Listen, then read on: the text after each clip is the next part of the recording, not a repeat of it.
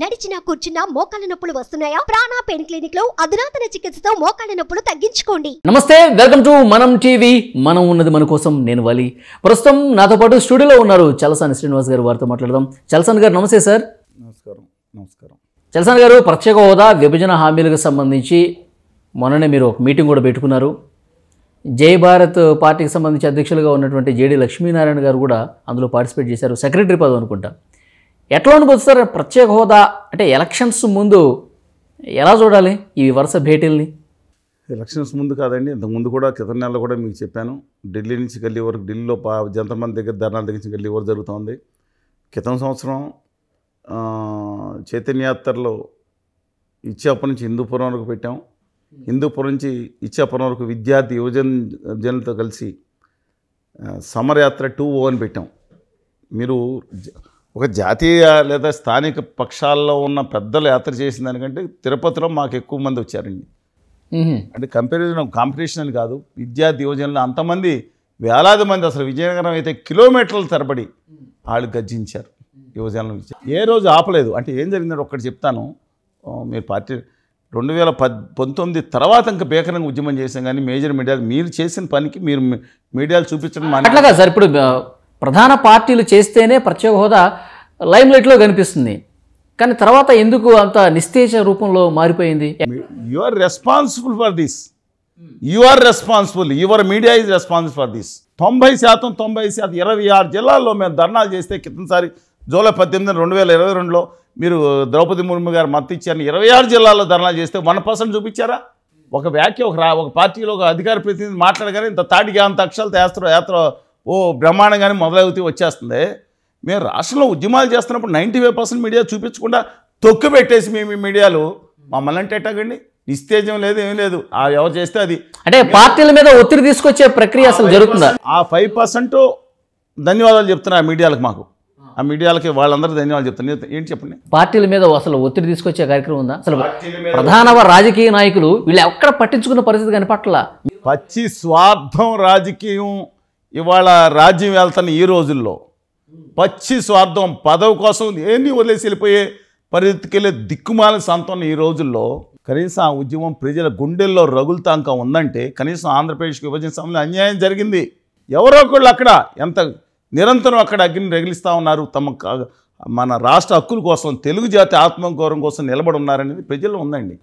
అసలు ప్రత్యేక హోదా ఇస్తామని చెప్పి బీజేపీ, టీడీపీ, జనసేన అప్పుడు వాళ్ళందరూ అధికారంలోకి వచ్చిన విషయం మనకు తెలిసింది. తర్వాత ప్యాకేజీ వచ్చింది, అవి కూడా పాచిపోయిన లడ్డూలు అని చెప్పి విమర్శలు చేశారు. తర్వాత వైసీపీ అధికారంలోకి వచ్చింది. వచ్చినప్పుడే ఆయన ఢిల్లీకి వెళ్ళారు. మా దగ్గర బలం ఉన్నప్పటికీ కూడా వాళ్ళకి సరిపోయినంత బలం ఉంది కాబట్టి మనం ఏం చేయలేమని చెప్పి ఆయన కూడా చేతులు కట్టుకున్నారు. వాళ్ళకి ఇంతకుముందే బలం ఉంది, సరిపోయినంత. ఇప్పుడు బలం ఉంది. తేడా ఏమొచ్చింది? మంది ద్రౌపది ముర్ము గారు ఏమొచ్చి అన్నారు? వైకాపా ఆఫీసులో చేరి ఏం చెప్పారు? వచ్చారు కదా ఆఫీస్కి, మీరు అడగకుండానే మద్దతు ఇచ్చారని ఏమి నిర్మోహమాటంగా చెప్పేశారు. తెలుగుదేశం కూడా అది చెప్పారు. ఇంకా ఏమైనా సిగ్గు లేదండి వీళ్ళందరికీ? ఆవిడ అన్నప్పుడు అలా కాదమ్మా మీరు అడిగారని తర్వాత ఎవరైనా ఆవిడ ముందే చెప్పొచ్చు కదా. సరే, ఈ బలం బలహీనతలు పక్కన పెట్టేసి మా రాష్ట్రానికి ప్రత్యేక హోదా కావాలి, మా రాష్ట్రం బాగుపడాలంటే ఇది కావాలి అని అడగచ్చు కదా. అడగటానికి ఏమైంది? దానికి బలాలు బలహీనతతో సంబంధం ఉంది. దీనికి బహుశా శాస్త్ర సాంకేతిక రంగాల సహాయం కావాలి. అంటే ఎట్లా? ఎల్లాప్రగడ సుబ్బారావు గారు లాంటి సైంటిస్టులు అవసరం. అది చెప్పారు మీరు ఒకసారి. అవును. ఇప్పుడు అందుకనే వాళ్ళకి ఈ ధైర్యం రావడానికి ముందు ఇంజక్షను, తర్వాత ఏదైనా వ్యాక్సిన్ ఇస్తే వీళ్ళందరికీ అందులో అల్లూరి వ్యాక్సిన్ ఒకటి తయారు చేయాలి. అంటే వీళ్ళు ప్రత్యేక హోదా గురించి ఎక్కువగా కేంద్రం మీద. ప్రత్యేక హోదా కాదండి, అదొకటే కాదు, విభజన హామీలు కాదు, కడప ఉక్కు కాదు, రామాయపట్నం పోతు కాదు, బడ్జెట్లో మోసం జరిగిందే బాబా నా మహాన్ బాబా అని చెప్పి మొత్తుకుంటుంటే మేము. అంటే ఎన్ని విషయాలు అడిగితే కేసుల గురించి మెడబట్టుకునే పరిస్థితి ఉంటుందని భయపడా అడగట్లేదు. ఎస్, ఒక ఆయనకి ఆల్రెడీ కేసులు ఉన్నారు, ఇంకొక ఆయన మీద ఈయన ద్వారా కేసులు పెట్టించారు, ఇంకొక ఆయన కేసులు లేవు. కానీ ఎందుకు ఆయన భయపడుతున్నా నాకు అర్థం కాదు. దమ్మున్న వ్యక్తి ఏం చేయాలి చెప్పండి? మేము ఎప్పుడు కాడి పడలేదు కదా, ఎవరొక్క మాట అనలేదు, కాడి పడలేదు, మేము మాట మార్చలేదు, మడం తిప్పలేదు. రాష్ట్రంలో ఏదో చోట అది తమ హక్కుల కోసం, తమ ఆత్మగౌరవం కోసం ప్రజలు స్పందిస్తానే ఉన్నారు. భారతీయ జనతా పార్టీ అన్యాయం చేస్తుంది, ఉత్తర భారతీయ జనతా పార్టీ అన్యాయం చేస్తుంది. పవన్ కళ్యాణ్ గారు ఇంత అన్యాయం జరుగుతున్నప్పుడు ఆయన ఎందుకు అడగట్లేదు? ఇంకా ఈ పొత్తులోకి భారతీయ జనతా పార్టీ రావాలి, మాకు విశ్వాసం ఉందని చెప్తున్నారే కానీ ఆయన బహుశా సలహాదారులు తప్పుదారి పట్టిస్తున్నారు అనుకుంటున్నానండి. మోడీ గారి విజన్ అని చెప్పినట్టున్నారు ఎవరు సలహాదారు. మోడీ గారి విజన్ అంతా గుజరాత్కు ఉందండి, ఆ మోడీ గారి విజన్ అంతా అహ్మదాబాద్కు ఉందండి, ఆ మోడీ గారి విజన్ గాంధీనగర్కు ఉందండి, మోడీ గారి విజన్ అంతా విజన్ అంతా ధోలేరు సిటీకి ఉందండి. అంతిమంగా నిన్న కాక మొన్న సిగ్గు విడిచి ఆ గుమా వ్యాపారులందరూ కలిసి గిఫ్ట్ సిటీకి 0% ట్యాక్స్ ఇచ్చామని చెప్పి బ్రహ్మాండంగా ప్రకటించారు. దుబాయ్లో ఉన్న 0% ట్యాక్స్, ఈవెన్ మలేషియాలో సెపరేట్గా బయట నుంచి పెట్టుకుంటే 7% ట్యాక్స్ అండి, సింగపూర్లో అయితే 17% ఉంది. మేము ఈ ఇండియాలోనే గుజరాత్ గిఫ్ట్ సిటీకి లో పెట్టుకుంటే 0% ట్యాక్స్, కొన్ని పరిమితుల మించి మేము 0% ట్యాక్స్ దాంట్లో అని చెప్పారంటే, మొత్తం అది కాకుండా ఇక్కడికి రావాల్సిన రాయితీలన్నీ ఈ ప్రాంతం కానీ దేశంలో మిగతా ప్రాంతాలు కానీ ముఖ్యంగా ఆంధ్రప్రదేశ్ మేము అడుగుతున్నాం, ఇవన్నీ కూడా అక్కడ తరలించగలిగిన చేత కానీ చేవ చచ్చిన సొసైటీ గురించి ఏం మాట్లాడాలా? మోడీ గారి విజన్ దేనికోసం? గుజరాత్ కోసం. మోడీ గారి విజన్ దేనికోసం? ఆత్మనిర్భర గుజరాత్ కోసం. మోడీ గారి విజన్ దేనికోసం? మేక్ ఇన్ గుజరాత్ విజన్ కోసం. మోడీ గారి విజన్ దేనికోసం? Only railway university for Gujarat కోసం. మోడీ గారి విజన్ దేనికోసం? ఆయన గుజరాత్ కోసమే పనిచేస్తున్నారా, దేశం కోసం ఎక్కడ పనిచేయట్లేదా? సరే సౌత్ నిధులండి, నార్త్ స్టేట్స్ కోసం కూడా దేశం కోసం కూడా పనిచేస్తాను మనం అనకూడదండి. దేశం కోసం కూడా ఎంతో కొంత పనిచేస్తున్నారు ఆయన. అంటే నార్త్ స్టేట్స్ కూడా పనిచేయట్లేదా? ఓన్లీ గుజరాతేనా? నార్త్లో ఉన్న మిగతా స్టేట్స్ కోసం కూడా పనిచేయట్లేదు? కొంచెం వారు ఎందుకు పనిచేయట్లేదు? మిగతా పనిచేసేదంతా ఉత్తరప్రదేశ్ కొంత పనిచేస్తున్నారు. అంటే వాళ్ళ ప్రభుత్వాలు ఉన్న చోట, ఆ ప్రభుత్వాలు ఉన్న చోట పనిచేస్తున్నారు. లేని దగ్గర కూడా మామూలుగా ఇవ్వాల్సిన ఎందుకు మెతుకులు ఇస్తున్నారని తెలియదు.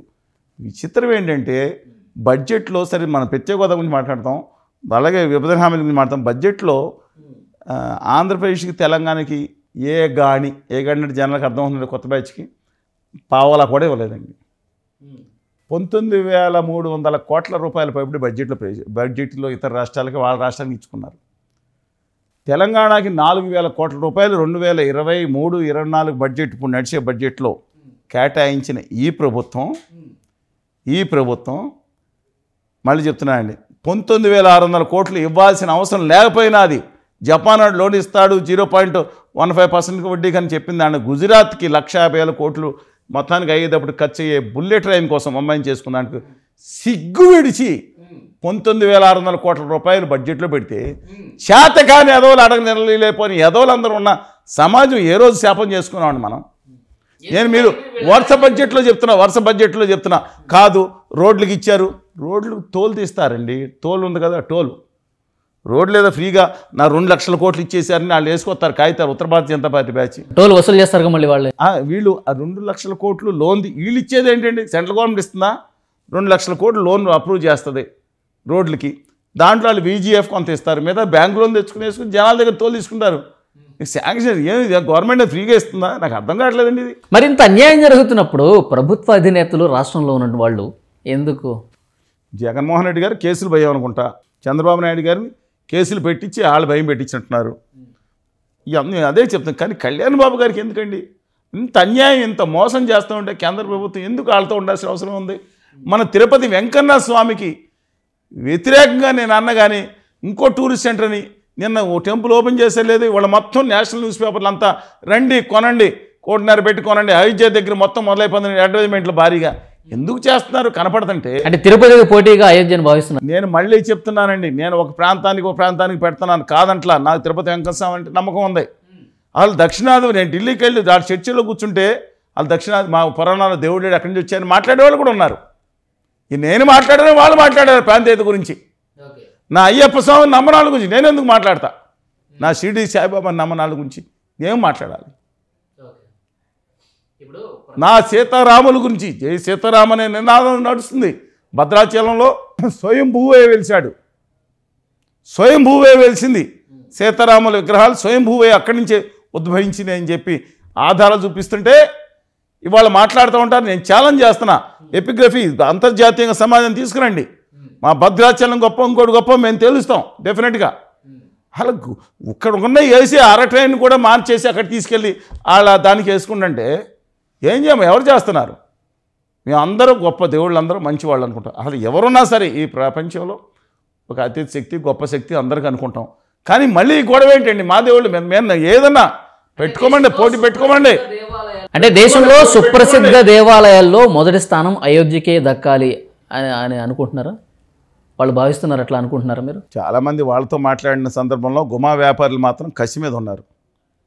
వాళ్ళకి తిరుపతి వెంకన్న సిరి సంపదలు కానీ వచ్చే ఇల్లు కానీ విదేశీ టూరిస్టులు కానీ చూసి కన్ను కుట్టినట్టుంది. కొంత బ్యాచ్కి మామూలు కుట్టలేదు, భయంకరంగా కుట్టింది.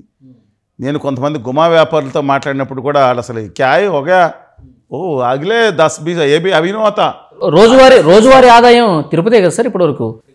రికార్డు ఖచ్చితంగా ప్రపంచంలో అతిపెద్ద ఆదాయం వచ్చేది అదే దేవాలయం. ఆదాయం అనే కాకుండా పిలిగ్రిమ్స్ కూడా 1,00,000 మంది వస్తూ ఉంటారు ప్రతిరోజు. అనేక ఇప్పుడు ఆ రికార్డుని బ్రేక్ చేయబోతున్నారు. మేము ఆ దేవుడిని 2 బాధ కానీ వాళ్ళు చూస్తున్నారండి.